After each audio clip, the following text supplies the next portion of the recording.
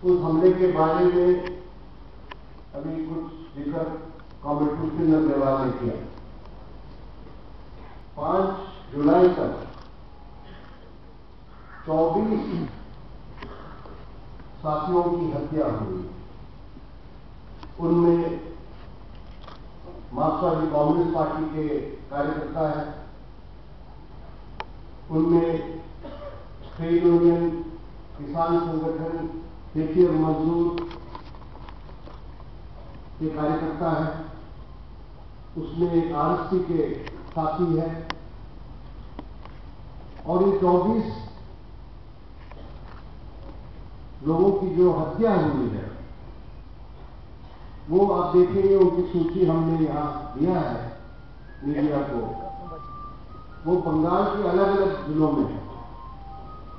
उनमें 3 महिला भी है, उसमें 7 मुस्लिम हैं, बाकी सब लोग गरीब खेती और मजदूर और गरीब किसान तबके के हैं।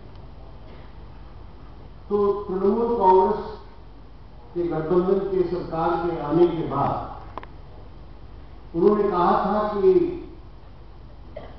हम बदल चाहते थे लेकिन हम बदला नहीं लेंगे, लेकिन आज बदला ले रहे हैं।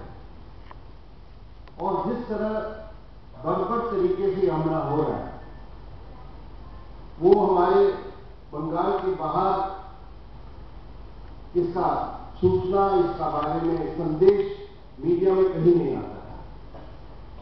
मुर्शिदाबाद जिले में ही हमने देखा कि तृणमूल कांग्रेस और कांग्रेस के विजय जुलूस दिखता है जगह, और उस जुलूस में शामिल जो लोग थे वो हमारे पार्टी के समर्थक के घर पर हमला किया। उसका नाम था महबूब शेख, 55 साल का। उनको अपने घर से बाहर निकाल के घसीट के उस पर भयंकर हमला किया। ये देखते हुए उनके जो 19 साल का लड़का है वो घर से निकल के आया उनको बचाने के लिए। उसको पकड़ के उनको रस्सी से बांध के उनको घर में दोबारा डाल के वो आग जला देते और जिंदा जला दिया। तो दोनों बाप और बेटे को उसी जगह पर हत्या की गई। ये जो 3 महिलाओं की हत्या हुई, उसके अलावा बहुत से जगहों में महिलाओं पर हमला हुआ है, अत्याचार हुआ है। 4 महिलाओं के साथ बलात्कार हुआ है। लेकिन इन सब घटनाओं में हम देखते हैं कि वहां की अभिशासक पार्टी, सरकार और प्रशासन कहीं भी सही समय पर हस्तक्षेप नहीं किया है। इसका मतलब क्या है? बंगाल में क्यों इस तरह का हमला हो रहा है? हमारे देश में हर साल कहीं न कहीं चुनाव होता है। विधानसभा के चुनाव होते हैं, पार्लियामेंट के होते हैं, पंचायत चुनाव होते हैं, और कुछ लोग चुनाव जीतते हैं और कुछ लोग चुनाव हारते हैं। लेकिन पश्चिम बंगाल में 500 से ज्यादा पार्टी के दफ्तरों पर कब्जा करना या उसको नष्ट करना, ट्रेड यूनियन के दफ्तरों पर हमला करके उसको कब्जा करना, छात्र संघ के जो चुने हुए छात्र संघ है कॉलेजों में उस पर कब्जा करना, उन पर कब्जा करना, ये जो जनवाद पर हमला है ये क्यों हो रहा है? 34 साल जब वामफ्रंट की सरकार रही, वो 34 साल में वामफ्रंट की सरकार ने जो कार्यक्रम अपनाया उससे उनकी जो जनता के लिए, वहां की मेहनत जनता के लिए उपलब्धियां हैं, जो भूमि सुधार लागू हुआ जिसके कारण 30 लाख परिवारों को जमीन बांटा गया, पश्चिम बंगाल के और 15 लाख वर्गदारों को सुरक्षा प्रदान किया गया ऑपरेशन बरगद के माध्यम से। उसके कारण वहां ग्रामीण इलाकों में जो परिवर्तन आया के जो गरीब हैं, गांव के जो खेती और मजदूर हैं, उनके अधिकारों की जो रक्षा हुई है, उनको जो जमीन दिलवाया गया है, उससे वहां ताकतों का संतुलन जो बदला, उसके खिलाफ आज भी वहां शासक वर्ग जो है, वहां के बड़े लोग जो है, वो उसको नहीं चाहते हैं। और बंगाल में मजदूर वर्ग के अधिकारों की जो रक्षा हुई है, बंगाल में जो औद्योगिक मजदूर हैं, उनके हड़ताल करने का अधिकार सुरक्षित है, ट्रेड यूनियन बनाने के अधिकार सुरक्षित है, उससे बहुत से लोग नाखुश हैं, नाराज हैं। बंगाल में हमने देखा है कि 34 साल में वहां सांप्रदायिक और प्रतिक्रियावादी ताकतों को सिर उठाने के लिए मौका नहीं मिला है। सांप्रदायिक सद्भाव रहा है, सेकुलरिज्म की हिफाजत हुई है, इससे भी लोग कुछ नाखुश हैं। तो ये सब ताकतें आज सोचते हैं चुनाव हारने से हमारा आंदोलन खत्म नहीं हुआ है। चुनाव परिणाम कुछ भी हो, वहां वामपंथी आंदोलन आज भी मजबूत है, उनका जन आधार है। और जनता के जो अलग अलग हिस्से हैं, मेहनत के तबके हैं, उनके अधिकारों के लिए संघर्ष करने के लिए प्रतिबद्ध है। तो वहां इस आंदोलन को कुचलने के लिए, इस संगठन को तहस नहस करने के लिए आज ये हमला हो रहा है। और वो सोचते हैं कि अगर वामपंथी पार्टियों के कार्यकर्ताओं पर इस तरह की कातिलाना हमला करके वहां संगठन को खत्म किया जा सके, उनके जो जन संगठन और जन आंदोलन है उसको कुचलने के लिए वहां तमाम ट्रेड यूनियन, किसान और दूसरे जन संगठनों के केंद्रों पर हमला करे, दफ्तरों पर कब्जा करे। इस तरह पश्चिम बंगाल के जो वामपंथी आंदोलन है उसको वो तहस नहस करने की कोशिश कर रहे हैं। हमें ये नहीं भूलना चाहिए कि तमाम प्रतिकूल परिस्थितियों के बावजूद बंगाल में करीब 2 करोड़ जनता ने वामफ्रंट को वोट दिया है इस बार। उसमें पश्चिम बंगाल के गरीब किसान, छोटे किसान, खेती और मजदूर, कर्मचारी, मजदूर सब शामिल हैं। तो आप देख सकते हैं कि जो हमला है, हमला का निशाना है जो जनता के बीच में काम करते हैं, जो पंचायत के चुने हुए नुमाइंदे हैं, इन सब पर हमला है। और 40,000 लोग आज अपने घरों से निकाला गया है, वो अपने इलाके से भगा दिया गया है। और जो रहते हैं इलाके में, वहां उनको धमकी दिया जाता है कि कोई राजनीतिक काम न किया जाए, चुपचाप घर में बैठो तो यहां रहने का इजाजत है। तो इतना बड़ा हमला, और ये 1 या 2 दिन पोस्ट पोल चुनाव के बाद कुछ झड़प जो होती है, क्लैशेस होती है, वो नहीं है।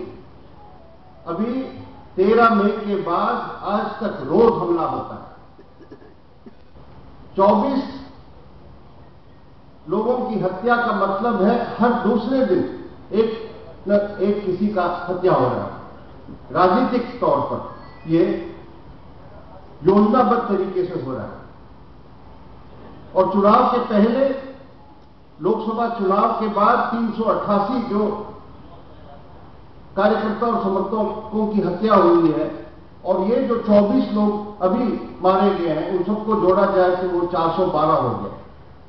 और रोज रिपोर्टें आ रही है बंगाल से कहीं न कहीं हमले का। और इसी हमले के बावजूद वहां वाम मोर्चे के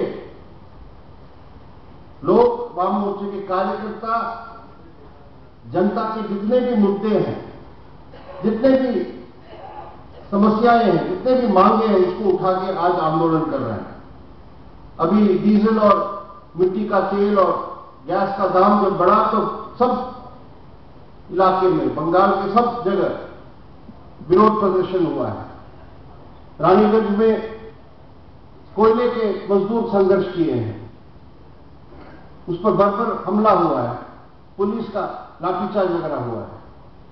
तो बंगाल में अगर ये लोग सोचते हैं कि हिंसा के माध्यम से, शारीरिक हमले के माध्यम से वाम मोर्चे को कुचल सकते हैं, वाम मोर्चे को बंगाल से मिटा सकते हैं, वो कभी नहीं होने वाला है।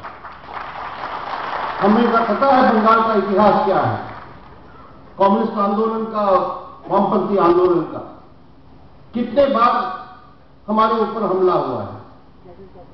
70 के दशक में कितने लोग मारे गए, जब केंद्र में कांग्रेस की सरकार थी और वहां भी कांग्रेस की सरकार थी। पुलिस के माध्यम से, गुंडों के माध्यम से 1400 लोगों की हत्या हुई, इमरजेंसी थोपा गया।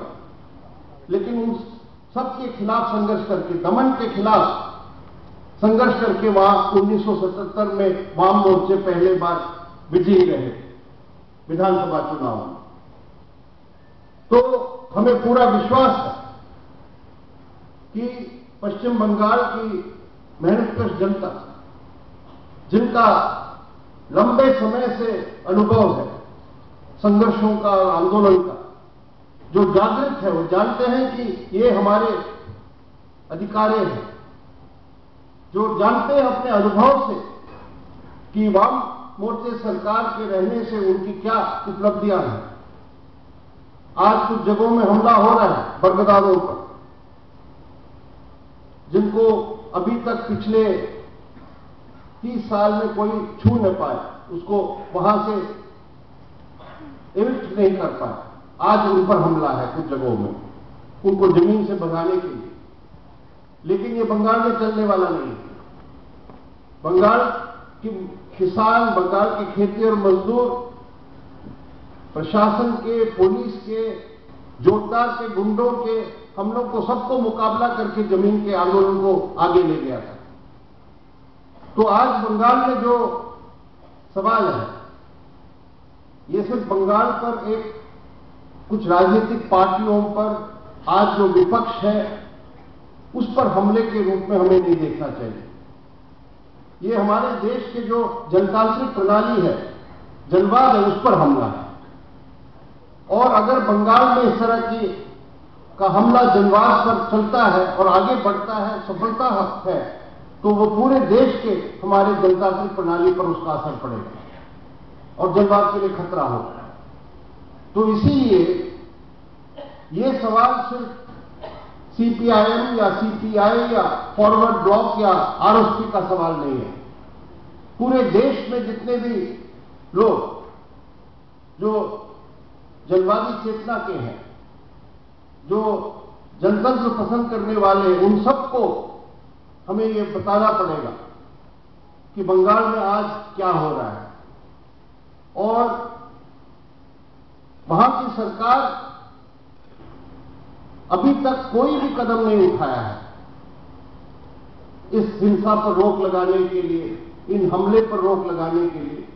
बहुत सी जगहों में पुलिस का केस भी नहीं फाइल होता है, उल्टा हमारे कार्यकर्ताओं पर झूठे केस दर्ज किया जाता है। सैकड़ों इस तरह के केसेस हैं पुलिस के। तो पूरे देश में आज ये जो बंगाल में हमला है, बंगाल में ये जो अटैक है, इसको जनता में जाके बताने की जरूरत है।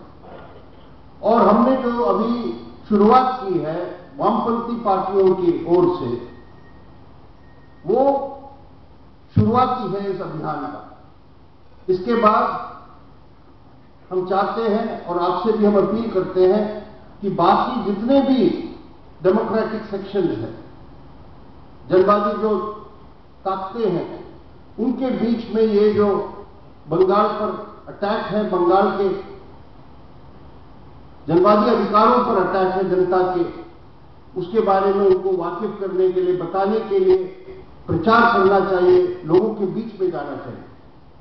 और उसके साथ साथ हमारी कोशिश रहेगी कि आने वाले दिनों में बाकी जितने भी सेक्युलर और डेमोक्रेटिक ताकतें हैं, पार्टियां हैं, फोर्सेस हैं, उन सबको हम संपर्क करेंगे।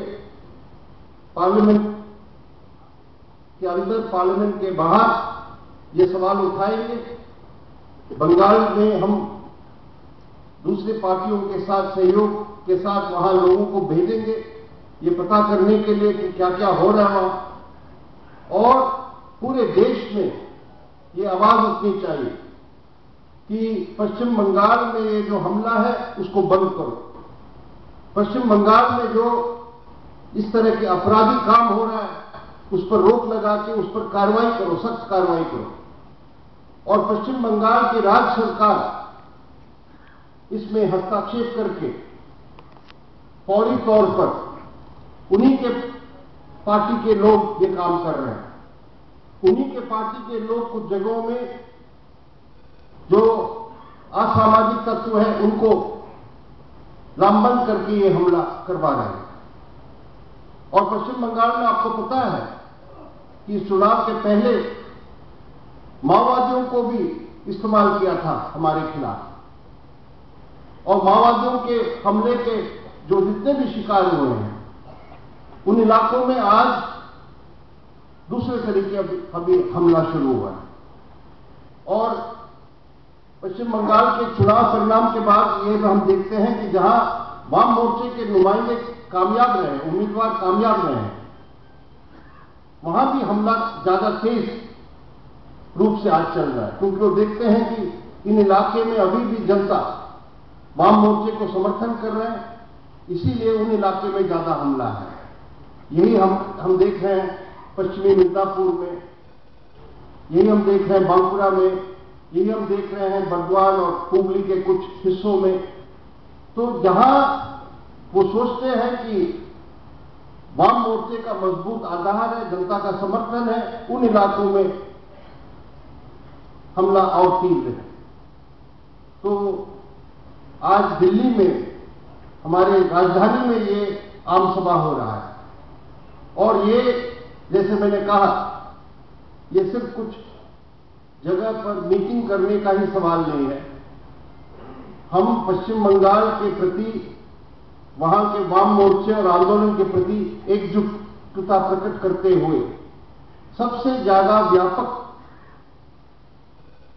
हिस्सों में जाके एक व्यापक जनवादी आंदोलन और अभियान खड़ा करना चाहिए पश्चिम बंगाल के जनता के समर्थन में, पश्चिम बंगाल के वाम मोर्चे के समर्थन में।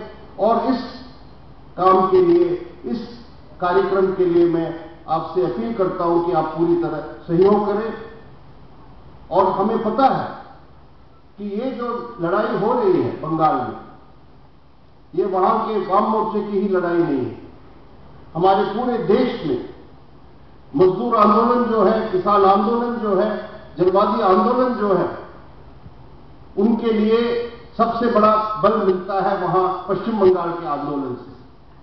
पश्चिम बंगाल में हम देखते हैं जब भी अखिल भारतीय पैमाने पर कोई हड़ताल का नारा होता है तो बंगाल में सबसे ज्यादा वहां के मजदूर वर्ग हड़ताल पर जाते हैं।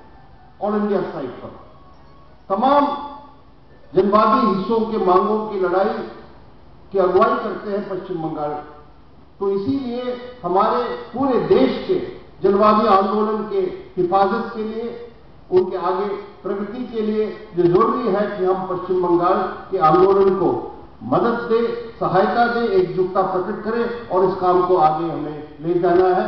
और हम ये आश्वासन देना चाहते हैं पश्चिम बंगाल के मेहनतकश तबकों को, पश्चिम बंगाल के वाम मोर्चे को, पश्चिम बंगाल के वहां के जनवादी आंदोलन को कि पूरे देश के जो जनवादी ताकतें हैं, पूरे देश के जो वामपंथी और प्रगतिशील ताकतें हैं, वो उनके साथ खड़े हैं और उनके साथ कंधा से कंधा मिला के इस हमले का मुकाबला करके हम सफलतापूर्वक आगे बढ़ सकते हैं। इतना कहते हुए मैं समाप्त करता हूं।